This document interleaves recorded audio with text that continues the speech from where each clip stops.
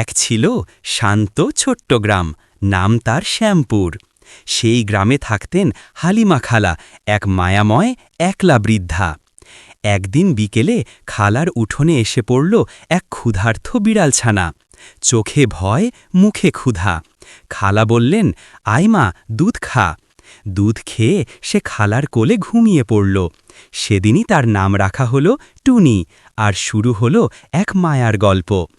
দিন যেতে লাগল, টুনি বড় হতে লাগল। প্রতিদিন সকালে খালা বলতেন, টুনি দুধ খাসনি তো? আর টুনি উত্তর দিত, মিউ। একদিন বিকেলে হঠাৎ ঝড় উঠল, বৃষ্টি, বজ্রপাত, আর তখনই টুনি কোথায় যেন হারিয়ে গেল। খালা দৌড়ে গেলেন ঝোপের দিকে। দেখেন, টুনি তার পা কাটা তারে আটকে কাঁপছে। ভিজে গিয়েও খালা তাকে কোলে তুলে নিলেন।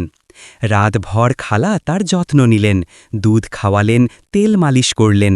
টুনি ধীরে ধীরে সুস্থ হয়ে উঠল। বছর দুয়েক পর টুনি নিজেও মা হল। তার ৩টি ছোট বিড়ালছানা, ঠিক তার মতো মিষ্টি। বিকেলের আলোয় হালিমা খালা টুনিকে কোলে নিয়ে বললেন, জীবনে মানুষ না থাকলেও ভালোবাসা থাকে। টুনি ছিল সেই ভালোবাসার প্রমাণ।